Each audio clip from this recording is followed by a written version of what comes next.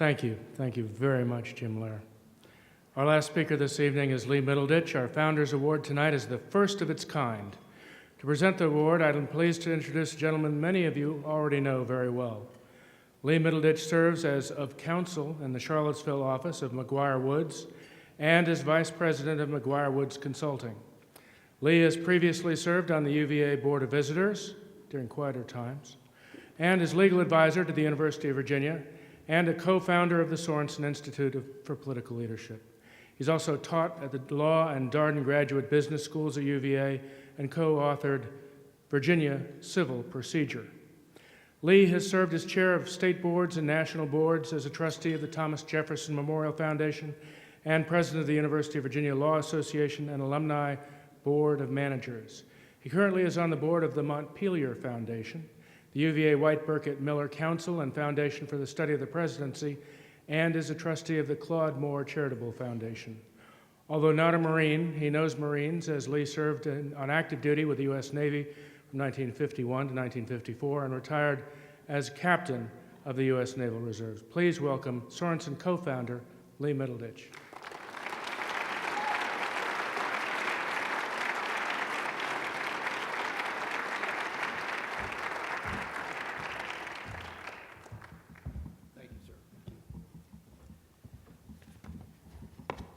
Before my task this evening, I want to give deference to the Corps.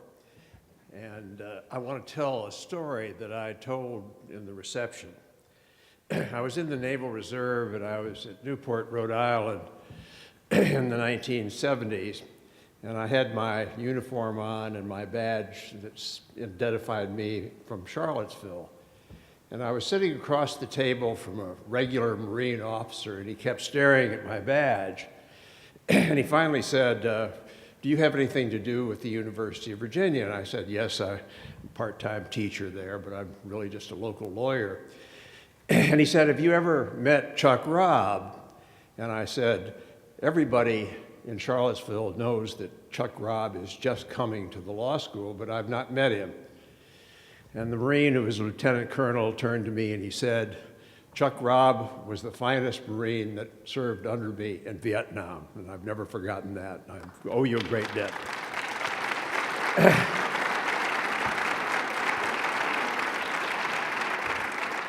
I have two pleasurable duties tonight on the 20th anniversary of Sorensen. The first is to recognize Emily Couric, who many of you know was our state senator from Charlottesville and died an untimely death. She was in the inaugural class in 1993, and Tyrone Green, her classmate, is here tonight, fortunately. And secondly, to give our first Founders Award in recognition of the contribution of Professor Walter Devries. And Walter Devries is a very interesting, unusual fellow. He was born in Holland, Michigan. He was one of 7 male children of his family, all of whom were immigrants from Holland. He received his undergraduate degree at Hope College in Michigan and later his advanced degrees from Michigan State. He served as the executive assistant to then Governor Romney of Michigan, became a fellow of the Institute of Politics and the Kennedy School of Government at Harvard, and then returned to Michigan at the university where he was a full professor. He was the author of several books, interestingly enough, most of which were around the topic of the last book, which was entitled Checked and Balanced: How Ticket Splitters Are Shaping the New Balance of Power in American Politics. He formed his own consulting firm in 1969, did public relations, polling, media production, and campaign advisory. And then in 1988, he was lured by the Reynolds family in North Carolina to come from Michigan and to form what became the North Carolina Institute for Political Leadership. And the thesis that he had was that, and was given in part by the family, was that you should find people that would not otherwise think of going into elective politics, encourage them to do so, and to train them to learn things about North Carolina political issues, and then hopefully encourage them to go into elective politics. He was very successful in this effort. He has spawned 4 different institutes, interestingly enough, one in Ecuador, one in South Africa, one in Michigan, and one at the University of Virginia. And the brief history of the Virginia Institute, which later became known as the Sorensen Institute, was that I was sitting in Baltimore. My son was a civil servant, and I was reading a magazine that was on his coffee table. It was called Governing. And on the front page of the Governing magazine was Walter Devries. And they told the story about what he was asked to do in North Carolina. And I became intrigued, and I got in touch with him, and he said, well, this is coincidental because you're the second person from Charlottesville who's called me and has been interested in perhaps replicating the Institute of Virginia.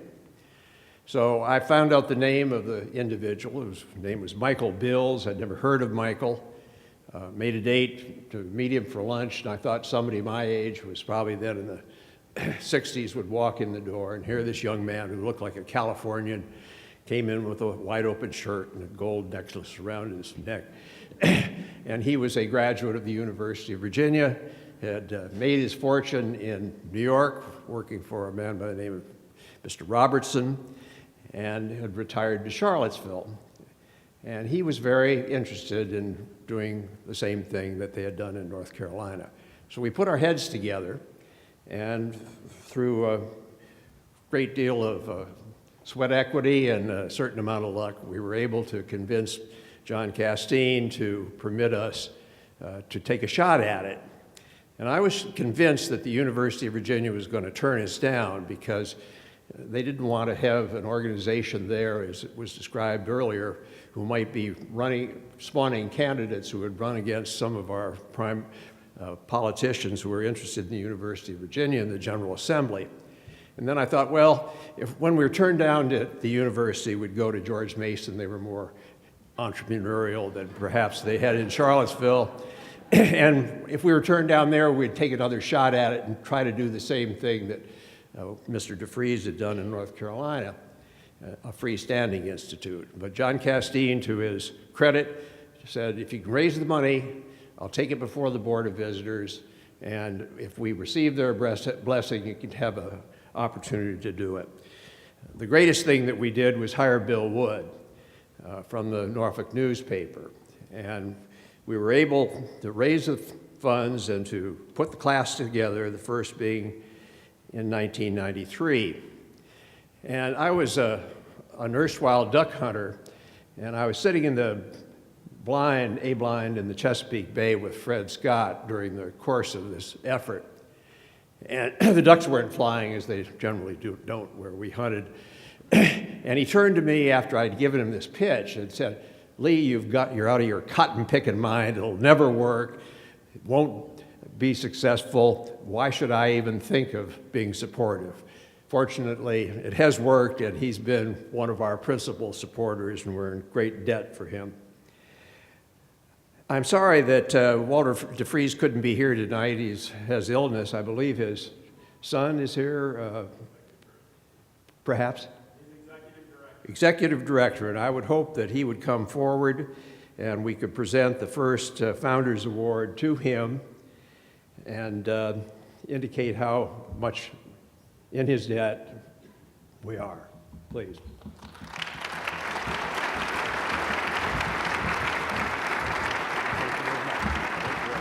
Say anything? Sure.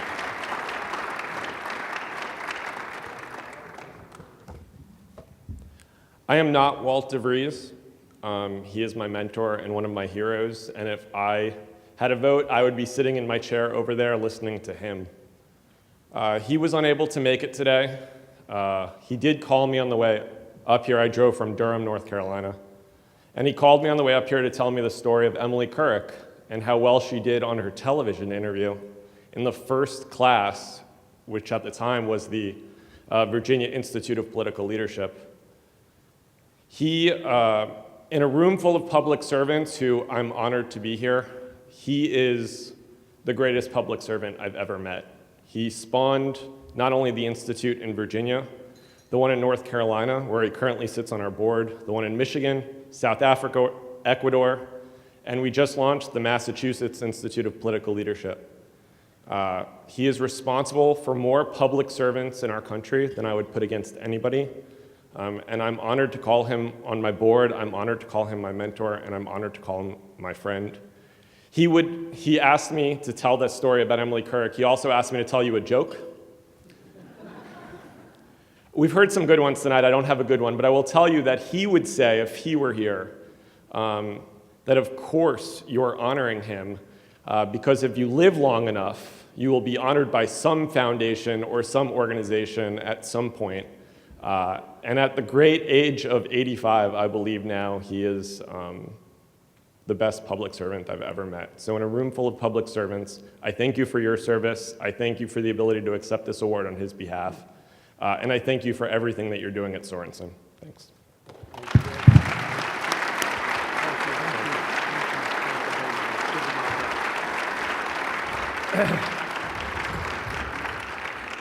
In conclusion, and perhaps paraphrasing not very well Jim Lair, politics is a tough trade. It destroys families oftentimes. It causes individuals who perhaps were of a benign nature to be very partisan. And I think that we're in the debt of all of the people in this room who have considered elective office and have offered themselves up. And I'd like to thank in particular Barbara Freed, John Hager, Bob Gibson, and Bill Wood for supporting that effort. Thank you. Thank you, Leigh.